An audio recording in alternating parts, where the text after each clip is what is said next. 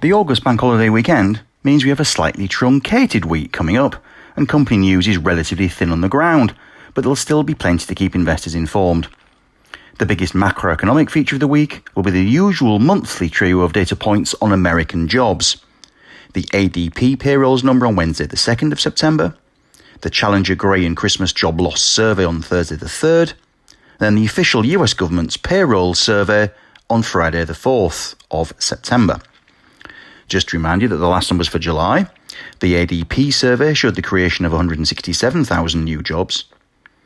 The Challenger research showed a second straight improvement to just, inverted commas, 263,000 job losses, although that was still the third largest total ever in the survey's history.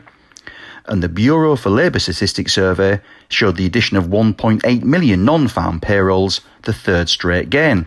And that took the US unemployment rate to 10.2% from the post-war modern-day peak of 14.7% back in April. Now, in mid-August, the weekly jobless insurance claims number dipped below 1 million for the first time since the pandemic hit home in the spring, and economists will be looking for further improvement in the US jobs market, albeit from a frighteningly low base after the initial shock caused by April's 20.5 million payroll losses, according to the Bureau for Labour Statistics data. Back home, the roster for scheduled company news is pretty thin, but there is one FTSE 100 firm due to release its results, and that is likely to be the stock that creates the biggest fuss in the week ahead. The company in question is the house builder Barratt Developments. Barratt shares are pretty much trading below where they were a year ago, thanks to worries over what the pandemic and recession could do to demand for housing, especially if unemployment starts to rise and consumer confidence starts to slide. The shares have recovered somewhat from their spring lows, but they've trodden water for some time now, having hardly been helped by the lockdown either.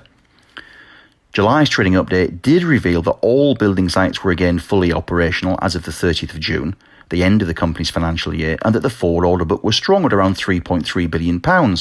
Not, in fact, far short of the consensus analyst forecast for sales in the financial year to June 21 of £3.9 billion, so there is some visibility there. However, Barratt did note that completions fell by some 30% in the year just ended, thanks largely to the lockdown, to just over 12,600. That was the lowest figure since 2011. Average selling prices dipped by around 2% to £311,000, but analysts will be watching for any trends here, especially if cancellation rates unexpectedly pick up or reservation rates per sales outlet start to fall. In light of the trading statement, analysts will quickly move on to studying the operating margin and operating profit. Barratt's operating margin last year was 18.9%, a little below the peer group average of 20.9%.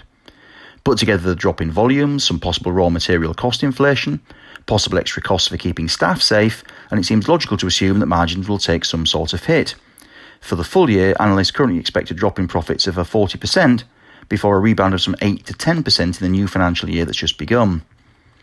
That juicy forward sales book does give some visibility on future trading, although the issue of Help to Buy's narrowed scope from April 2021, when it will be for first-time buyers only with regional price caps, and then its planned expiry in 2023, well, that continues to loom.